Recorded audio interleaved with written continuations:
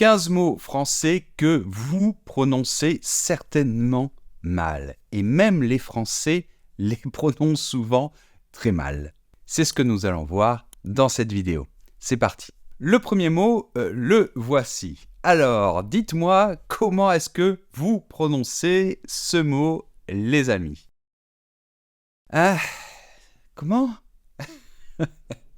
Alors non, on ne dit pas Bruxelles, on ne dit pas Bruxelles, comme les Français disent souvent, mais on dit Bruxelles. Alors oui, je sais, c'est très bizarre, le X se prononce comme un S dans ce cas-là, c'est pas courant, je l'admets, mais c'est bien Bruxelles, la ville de Bruxelles. Deuxième mot que vous prononcez certainement mal, le voici affiché à l'écran. Je vous écoute. Comment vous prononcez ça?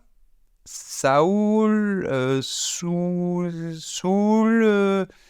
Non, on dit tout simplement sous. Voilà, comme sous la table, d'accord? C'est pareil, sous. Je suis sous. J'ai trop bu d'alcool, d'accord? Donc évidemment, on peut dire aussi ivre, en état d'ivresse, et évidemment, dans un langage familier, on dira « je suis bourré » ou même « déchiré ». En tout cas, ce mot doit se prononcer « sous ». Je suis sous. Donc, on ne prononce pas de « L » final, et on peut l'écrire par contre de deux façons, d'accord? Les deux façons sont correctes. Donc, soit avec l'accent circonflexe, soit avec un « A », mais dans tous les cas, ça se prononce, je répète, « sous ». Donc, je suis sous. Et on est parti pour notre troisième mot. Le voici à l'écran. Voici aussi le pluriel. Donc, ce mot signifie les anciens, d'accord? C'est-à-dire, par exemple, vos grands-parents, vos arrière-grands-parents, etc. Vos ancêtres, si vous préférez. Alors, voyons voir. Déjà, il faut savoir que le pluriel peut s'écrire de deux manières. Ici, ça se prononce toujours pareil, il y a les quatre formes, que ce soit au singulier, au pluriel, au féminin ou quoi que ce soit, c'est toujours aïeul. Je répète, aïeul. Donc on va dire un aïeul et des aïeuls. Mais on peut aussi, au pluriel, l'écrire de cette façon, et dans ce cas-là, attention, ça se prononce aïeux. Je répète, aïeux. On dira par exemple, le roi Louis XIV est un de mes aïeux. C'est mon aïeul. On dira par exemple, dans ma famille, j'ai un aïeul qui s'appelait Jean-Baptiste. On pourra dire aussi, mes aïeux s'appelaient François et Germaine. Attention, quatrième mot très intéressant, le voici. Et c'est vrai que l'orthographe est trompeuse. Il y a un « i » et pourtant on ne le prononce pas. On ne va pas dire « oignon », on va dire un oignon. Oignon. Oignon. Alors, il faut savoir qu'avec la réforme orthographique, eh bien, il est possible d'écrire aussi oignon sans le « u ». En voici un autre sympathique. Allez, comment on prononce ça?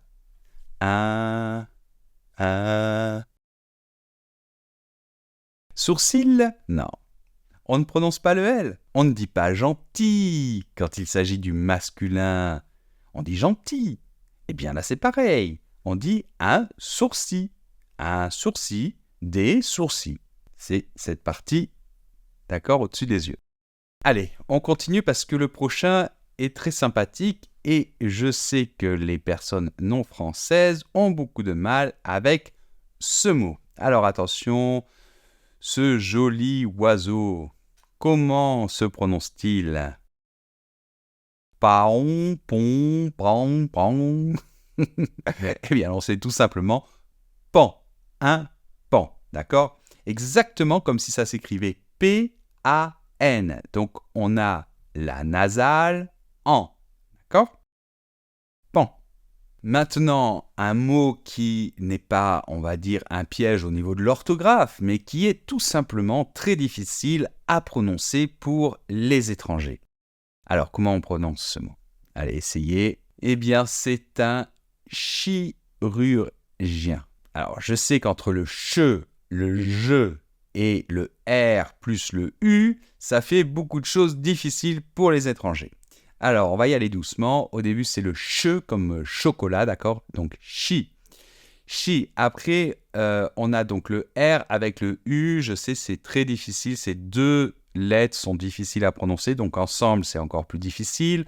Donc, on y va. Rue. Rue. Je vous rappelle que le R se fait ici. Le U est un petit peu comme si on voulait faire un OU, mais en même temps un I. Donc, on met les lèvres un peu comme un OU et en même temps, on fait comme un I. Donc, U, U. Donc, rue. Rue. Chirure, on a un autre R après, chirure, gien. Alors ici, le gien, attention, c'est un je, donc c'est pas comme chocolat, c'est plus léger, il y a l'air qui passe davantage, comme je, d'accord? Donc chirurgien, ien, avec la nasale finale, un, chirurgien. On y va, chirurgien. Bravo. Allez, un autre mot que vous détestez, je sais, vous le détestez. Et pourtant, si un jour vous sortez de votre appartement et que vous oubliez les clés à l'intérieur, vous allez devoir appeler un serrurier. Serrurier. Alors pareil, c'est ce R que vous n'aimez pas, hein. Donc c'est, rure, pareil, donc comme chirurgien, serrure, rier. D'accord? Serrurier. Alors attention, hein, même s'il y a deux R, on prononce comme si c'était qu'un seul R, d'accord? Serrurier. Serrurier. Serrurier. Et ne dites pas serrurière, d'accord? ER final fait un digramme pour faire le son E. Donc on n'entend pas de R final. Serrurier. Il y a déjà deux R, c'est suffisant. Autre mot qui pose le même style de problème, c'est ce petit animal tout mignon. Comment on prononce ça? Ah ouais, là c'est moins mignon, ouais. C'est un écureuil. Un petit écureuil tout mignon qui court de branche en branche. Allez, on y va ensemble.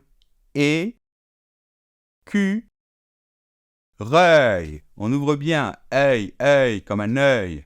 Un écureuil. Écureuil, d'accord? Je vous laisse la transcription phonétique à l'écran et vous pouvez le mettre dans Google Translate et écouter comment il le prononce si vous voulez. Mais vous verrez que c'est à peu près comme je le prononce. Écureuil. Allez, un autre mot qui, cette fois-ci, on revient à nos problèmes d'orthographe, les pièges à cause de l'orthographe, on va dire. Normalement, on vous apprend que les consonnes finales en français ne se prononcent pas, sauf certaines, comme par exemple le F, ou bien le R quand il n'est pas combiné avec le E, ou bien le C notamment. On vous dit par exemple un sac à main, donc on prononce le C. Pourtant, dans ce mot, regardez comment vous le prononcez. Alors, je vous ai aidé, hein. Oui. J'espère que vous avez compris. On ne prononce pas le C final et on dit estomac. Estomac. D'accord? L'estomac. Bien. Sachez que on peut se souvenir qu'il y a un C final quand même pour l'orthographe en pensant à estomaquer. Je suis estomaqué. C'est-à-dire, je suis très surpris. Je suis... Allez, on a bientôt fini notre petit calvaire et on passe au mot numéro 11. Alors attention, comment vous le prononcez? Il y a certains Français qui le prononcent mal, ce mot aussi. Donc, non, ce n'est pas une cueillère, les amis. Ce n'est pas une cueillère. On prononce ça cuillère. Ok? Donc, je répète. Comme cuit, comme les oiseaux. Cuillère. D'accord? Donc, comme si c'était cuit, un plat cuit, d'accord? C'est cuit au four, cuit. Et puis hier, comme hier, le jour d'avant. Cuillère. Bravo. On continue avec un autre mot qui aussi peut poser des problèmes à cause de son orthographe. Comment vous prononcez ça? Alors, beaucoup de Français prononcent mal ce mot et je ne sais pas pourquoi, mais ils prononcent un T final, magnate. C'est-à-dire qu'ils disent magnate. Eh bien non, on ne prononce pas le T final, c'est un magnat. C'est une personnalité donc très importante, par exemple du monde des affaires, un magnat des affaires, d'accord? Un magnat de la finance, un magnat de la presse, etc. Autre mot qui pose principalement des problèmes aux étrangers, c'est ce mot. Attention comment vous le prononcez. Essayez. Donc on y va ensemble. Joie, comme la joie, mais on rajoute après « ye ». Donc, joyeux. Je répète, joyeux. Si on va un peu plus vite, joyeux. Joyeux. Ah, il est joyeux. Il est joyeux, il a plein de joie en lui. D'accord, donc c'est quand effectivement quelqu'un a de la joie. Ou ça peut être un événement joyeux par exemple. Enfin, presque notre dernier mot, ce mot, comment vous le prononcez? Par exemple, vous allez des fleurs dans les champs. Ou alors vous allez des champignons. Comment vous dites ça? Je vais cueillir. Cueillir. Cueillir des champignons. Nous allons cueillir des pâquerettes, nous allons cueillir des champignons. Bon, champignons, on dit peut-être ramasser des champignons, quoique. En tout cas, il faut déjà les trouver, ce qui n'est pas forcément une mince affaire. Bien, cueillir des fleurs dans les champs, en tout cas, on va dire cueillir, d'accord?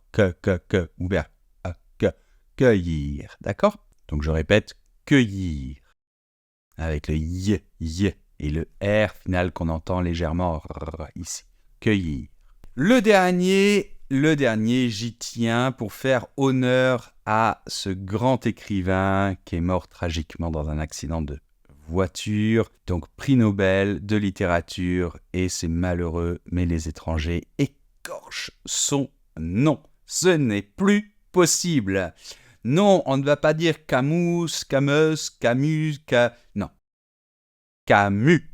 On ne prononce pas le S final, s'il vous plaît. Et le U, on le fait bien comme un U. Donc, prénom plus nom, ça nous fera Albert Camus. Je ne prononce pas le T final, je ne prononce pas le S final. Albert Camus. Et si vous n'avez pas lu ces romans, je vous les recommande. Je vous recommande aussi notre cours de prononciation, puisqu'on a un cours de prononciation où je vous explique évidemment tous les sons du français, mais bien plus que ça, je vous explique les accents toniques, je vous explique aussi des parties qui ont à voir avec l'orthographe. Bref, un cours très complet, très sympa à faire. Et si vous préférez travailler avec un professeur, en ce moment, les inscriptions à notre académie sont ouvertes, donc profitez-en. Je vous laisse tous les liens, vous retrouverez des professeurs fantastiques. En ce moment, on a 12 professeurs dans l'académie, ils sont extraordinaires. Donc vraiment, profitez-en. C'est ouvert encore pendant 3 jours les inscriptions et après, on les ferme. Je vous embrasse très très fort et on se retrouve évidemment dans une prochaine vidéo. Prenez soin de vous.